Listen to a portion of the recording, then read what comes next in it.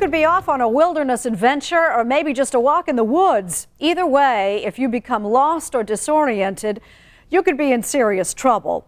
Would you know what to do to keep warm, to stay alive when temperatures plunge and rescue is nowhere in sight? Rob Stafford went into the woods, into the cold, to find out what you need to do to get out alive.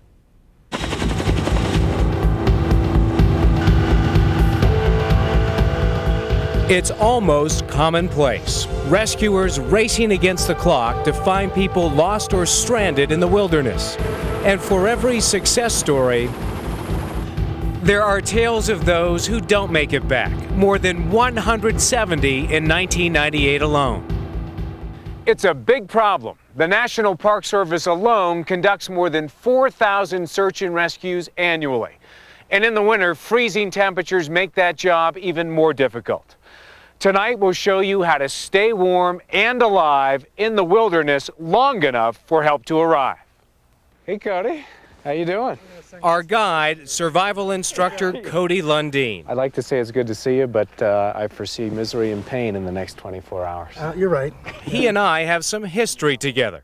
The main thing is to wake up alive the next morning. Okay? Last year, Lundin showed us how to survive in the middle of nowhere with no supplies. We built a fire. Never, ever take fire for granted. Learned to use what we found. Water out of a used iced tea can. I never thought it'd taste so good.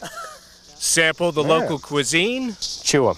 Just down it. And slept out under the stars. Sleeping is not going to be happening tonight. I can tell you that. But winter survival is a different and more dangerous ballgame. To show us how to survive, Lundin took me to the snow-capped San Francisco peaks near Flagstaff, Arizona. Up here at 9,000 feet, the mountain becomes a maze of spruce and birch. Lundin leads me on a half-hour hike, and before I know it, I've lost my bearings, and help is nowhere in sight. All I have is the clothes on my back. I'll have to survive on what I find. All right, it's 10:30 in the morning, and I am lost again. Where do I start? Pretty much same scenario as last time. We're going to need to find a shelter spot. It's going to be a long, cold night, and one of your first priorities is going to be fire. You've got to make a fire tonight in order to get by at all. Okay. Remember, if I don't have shelter tonight, I could freeze to death. So we set off in search of a good spot. Man, that snow is deep. We're looking for a place with some tree cover canopy on the top that's fairly level. Lundin says look for an elevated, flat area. Tree cover provides insulation. And if it's clear of snow, so much the better. A dry spot. I could sleep there, right? Yeah, potentially. I found my spot. Now it's time to gather supplies. But trudging through deep snow is hard work. 1 hour in, and I'm already exhausted.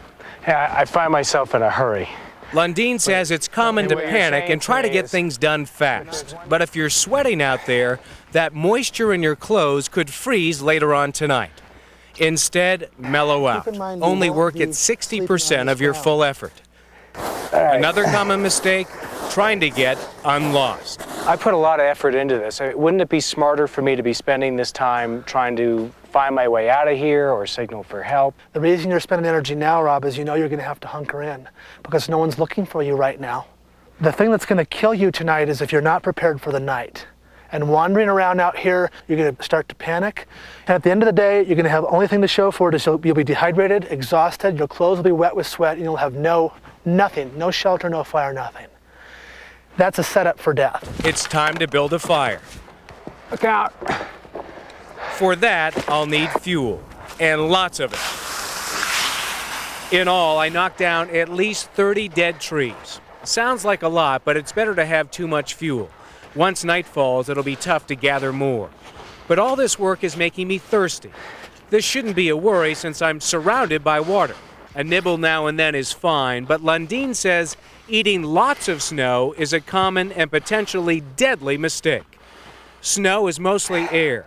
Your body has to work hard to turn it into water, and that can lower your body temperature. I mean, we're talking about eating massive amounts of snow, dropping it right down into your core, 98.6.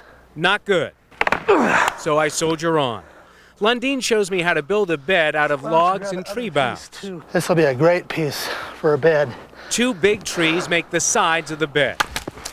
Inside, I pile dozens of soft tree boughs. Just to flop that right down here. Now, this isn't just for comfort. Perfect. The earth can sap your heat at night. It's important to get something between you and the ground. Oh yeah, it's just as comfortable as you said it would be. Oh, and then some. Now it's time to finish building my fire. I gather some smaller sticks and strip some dry, dead bark off the trees. We build a teepee fire, just like in the Boy Scouts. This is too big.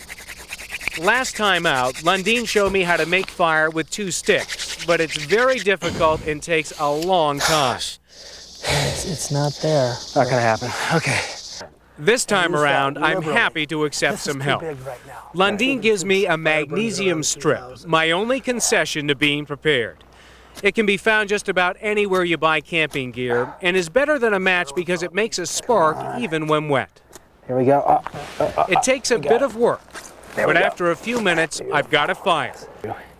But without a container, I'll have to improvise. So what do we have here? We got some socks here that are cotton. Maybe we could take some snow, fill one of those socks, suspend it over some coals on the fire, and just get it to drip enough to where you can squeeze that sock and siphon some water out. Or we can Not try an and appetizing thought, but I've gone 7 hours without water, so I'm willing to give it a try. Have you done this before? No. So this is a first even for no.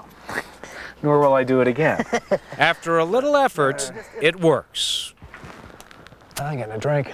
But it's not very efficient. I decide to use my foot gaiter, which has been keeping my boots dry all day, as a cup, dripping in water from the sock. This works better. From one sock, I get about half a cup of water. That tastes good? Not really. By now, shadows in the forest are lengthening. Night is falling, and the temperature begins to plummet. By late tonight, the wind chill will be well below freezing. But with my fire, I'm comfortable, even warm. Where would I be right now without this fire?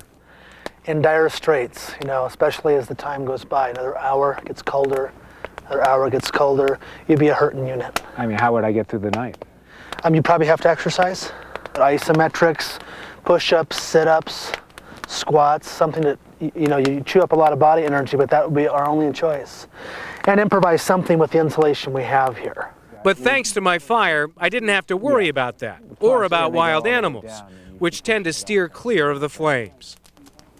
That night, I sleep fairly soundly. The temperature by the fire reaches up into the 70s. By the next morning, I'm in pretty good shape.